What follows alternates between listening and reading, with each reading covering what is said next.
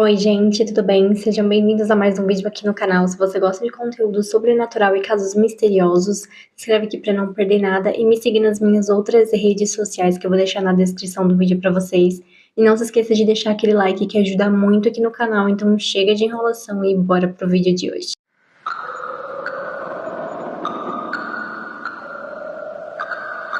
No outono de 1987, o canal de notícias local chamado WSB-TV2 de Atlanta, na Geórgia, estava tentando preencher uma lacuna de programação em sua manhã de domingo. Depois de algumas solicitações de empresários locais, eles decidiram permitir que o jovem reverendo Merle ocupasse o bloco de 1 hora disponível para fazer um show de tema religioso.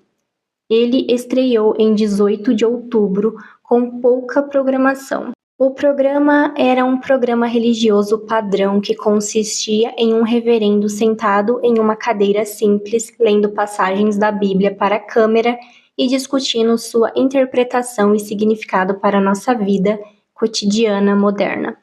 O show recebeu um número razoável de espectadores e continuou a ser exibido no início de dezembro. Foi então que o estúdio começou a receber reclamações extremamente estranhas dos telespectadores de palavras de luz com o reverendo Merle. As ligações eram de mulheres, e apenas mulheres, que vagamente se referiam a sentimentos desconfortáveis que tiveram em intervalos muito específicos durante o programa. Elas descreveram sensações de náusea, dor nas costas, tontura e visão turva. Essas pessoas, sem motivo aparente, estavam convencidas de que era a exibição desse programa que estava causando esses sintomas. Posteriormente, foi determinado, após 3 semanas de reclamações, que esses sentimentos estavam acontecendo em intervalos de aproximadamente 12 minutos durante o curso do programa. A pequena equipe do estúdio verificou todo o equipamento de gravação, tanto de áudio quanto de vídeo, e não encontrou nada com defeito. Quando o reverendo foi informado desses incidentes, ele apenas encolheu os ombros e afirmou enigmaticamente que alguns não conseguem lidar com a voz de Deus. O chefe do estúdio, sem saber como explicar a causa dessas queixas, decidiu continuar executando o programa. Em fevereiro, a audiência caiu drasticamente e foi decidido encerrar o programa. O chefe do estúdio percebeu que seria mais prudente gastar o máximo de tempo possível com a notícia que atraiu as outras 2 redes locais de notícia: a epidemia de aborto espontâneo. A partir de novembro, o número de mulheres grávidas saudáveis com abortos espontâneos na área metropolitana de Atlanta chegou a mais de 300. O Centro de Controle de Doenças não conseguiu encontrar nenhuma causa para essas terríveis ocorrências. O reverendo aceitou o cancelamento do show com o que só poderia ser descrito como uma indiferença. Quando informado, ele não protestou, apenas acenou com a cabeça, quase intencionalmente. Ele deixou o estúdio depois que o último episódio foi filmado, sem nenhuma palavra, e sumiu. Ninguém mais ouviu falar dele, nem de sua congregação anterior ou de qualquer membro da igreja. O estúdio seguiu em frente, preenchendo a vaga com o comercial e continuou a se concentrar na história dos abortos. 1 ano e meio depois, um estagiário dos estúdios da WSB descobriu as fitas de palavras de luz e começou a examiná-las na tentativa de encontrar imagens de arquivos para uma próxima peça que a estação estava fazendo sobre o impacto que a religião teve sobre a cidade. O incidente de Atlanta, como a epidemia de abortos espontâneos ficou conhecida nas revistas médicas, terminou 3 meses depois que o estúdio cancelou o show do reverendo Merle, e já havia começado a desaparecer das consciências públicas. Enquanto o estagiário examinava as fitas, ele acidentalmente fez uma descoberta perturbadora sobre as filmagens. Ao tentar interromper uma gravação de 10 minutos e 45 segundos, ele por engano pressionou o botão de avanço rápido. Enquanto a filmagem passava zunindo, ele tentou abrir o botão com uma chave de fenda. Assim que ele conseguiu, a fita parou em 32 minutos e 1 segundo. O estagiário realmente caiu da cadeira quando olhou para o que estava congelado na tela. A imagem de uma cabeça decepada em decomposição preenchendo todo o quadro. Depois de se recompor, ele moveu o filme, alguns quadros para trás, depois para frente, e percebeu que sua mente não estava pregando peças nele. Ele começou a repassar o resto da gravação e logo descobriu que em intervalos de exatamente 12 minutos a imagem aparecia para um quadro. Pensando em ser uma brincadeira do novato, ele mostrou a fita para um dos técnicos do cinema pronto para ser ridicularizado. O técnico ficou tão perplexo quanto ele. Ninguém tocou na filmagem desde o cancelamento do show.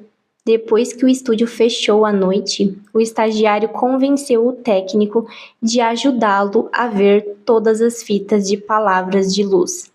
Eles descobriram que em cada episódio tinha essa mesma anomalia horrível. Eles também perceberam que conforme o show avançava, a imagem se tornava mais nojenta, pois os vermes começavam a comer a carne solta e pedaços de cabelo e pele pareciam ter caído.